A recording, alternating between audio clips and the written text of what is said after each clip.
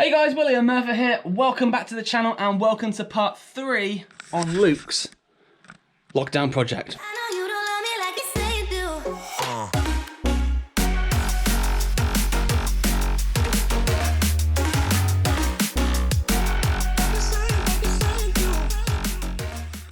So part 1, I collected the car. Part 2 was an overview of all the jobs I've got to do. Part 3, let's check these brakes out. So I mentioned in the previous video that I have done a quick visual inspection. I can't see any wet patches, leaks, damp areas or anything like that. The pedal is terrible, really is bad. There is a little bit of fluid within the reservoir. You can sort of see the level towards the back. It's very dirty and it needs to be changed anyway. But let's just go inside the car and you can see what's happening with the pedal.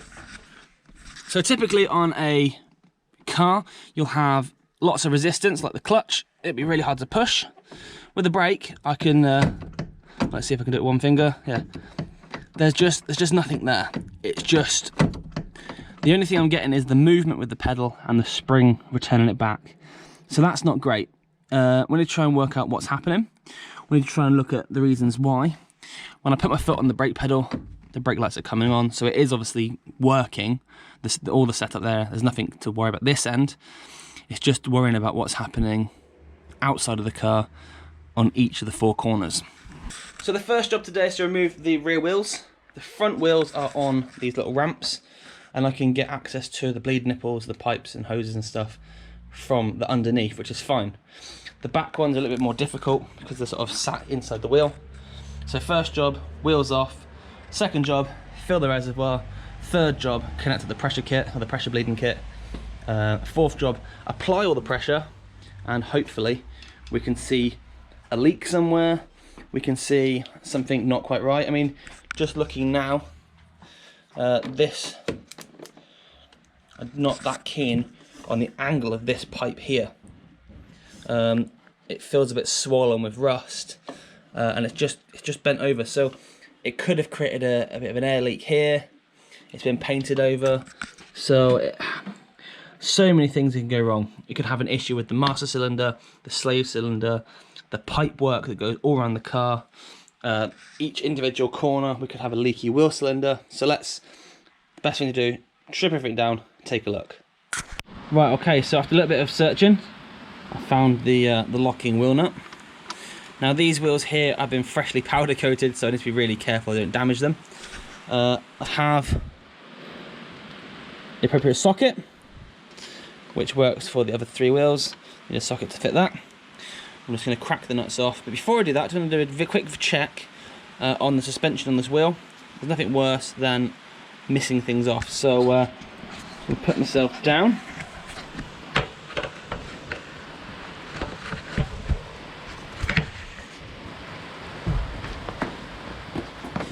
I'm going to check top and bottom,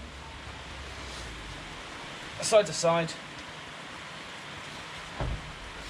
3/4, and then give it a quick spin. Everything sounds good. The only thing I maybe would suggest is the fact that the brake shoes probably aren't adjusted up as tight as they probably could be, which could be causing the issues with the pedal, but not to the extent it is creating an issue.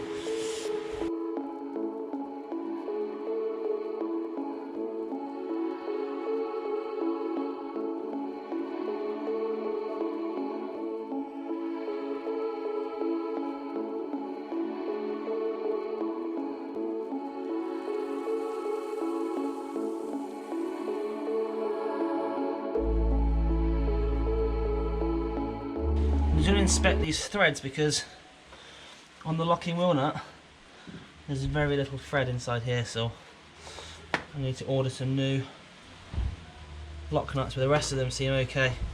Chances are it's been absolutely wound on or using an impact gun to connect it up. So brake pipe spanner, or brake adjuster spanner in my little box of goodies. There she is. And on the back here, and that will just adjust that. Now, before I do that, I'm going to go the other side. I'm going to take the wheel off so I can take off the handbrake.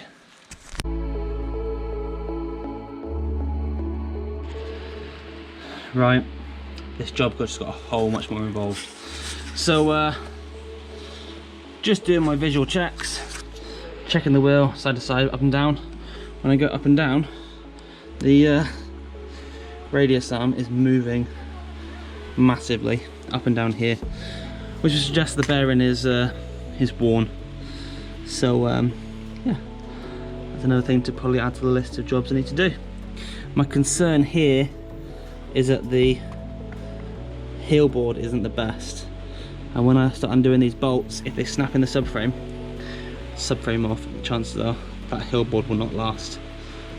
Let's get the wheel off, check the brakes over first, see what we're working with the brakes.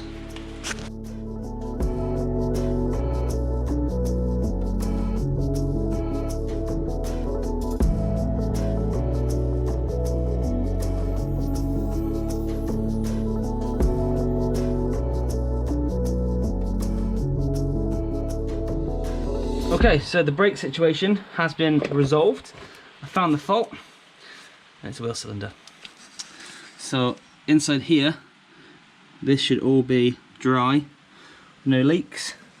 This looks like the wheel cylinder has popped all inside the brake. So best practice is shoes, wheel cylinders for both sides, and oh, I don't like the look of that at all.